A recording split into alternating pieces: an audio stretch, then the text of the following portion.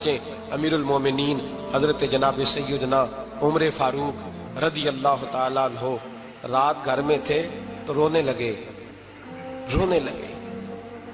بڑی دیر تک روتے رہے۔ والدہ اٹھی تو صاحبزادے سے کہنے لگی پتہ کرو تمہارے باپ کو کیا مسئلہ ہے۔ شہزادے آئے کہنے لگے امیر المومنین والد گرامی کیا ہوا؟ تو حضرت عمر فاروق کہنے لگے بیٹا اپنی اماں کو بلاؤ۔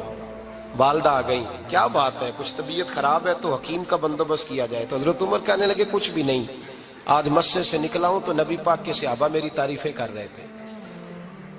یہ حضرت فاروق اعظم کے وصال کے قریب کے دن ہے۔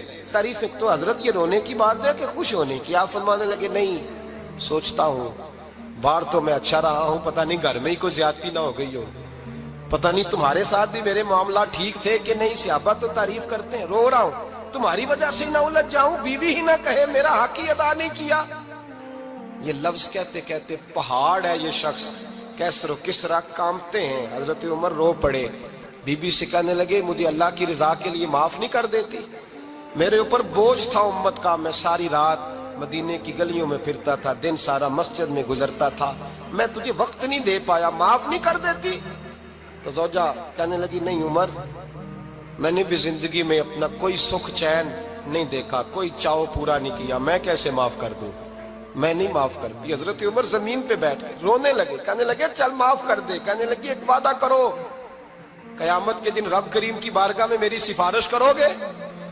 اللہ کی بارگاہ میں عرض کرو گے کہ اللہ اچھی تھی، مجھے کپڑے دھو کے دیتی تھی، روٹی پکا کے دیتی تھی، میری عزت کی محافظ تھی؟ جناب عمر کہنے لگے تیرے ساتھ وعدہ ہے، رب اپنے فضل سے عمر کو جنت دے گا تو عمر تجھے جنت میں ساتھ لے کر کے جائے گا، تیرے ساتھ وعدہ ہے۔ میرے بھائی جن کے دلوں میں احساس تھا کہ ہم سے کوئی زیادتی نہ ہو جائے کسی جگہ، وہ تو یہاں تک معاملہ کرتے تھے، یہاں تک ان کا خیال رہتا تھا۔ عزیزو، ایک تو نظر میں حیا پیدا کریں، والدین کی بہت بڑی ذمہ داری ہے۔ لاکھوں بچے مرضی کی شادیاں کر رہے ہیں، ہزاروں گھر اجڑ رہے ہیں، یہ وہ والا زہر ہے جو ہر گھر میں تیزی سے پھیلتا چلا جا رہا ہے۔ پہلے ہم کہتے تھے کہ بچہ باہر نہ نکلے، اب کہتے ہیں اللہ کہیں موبائل لے کے تنہا نہ بیٹھے۔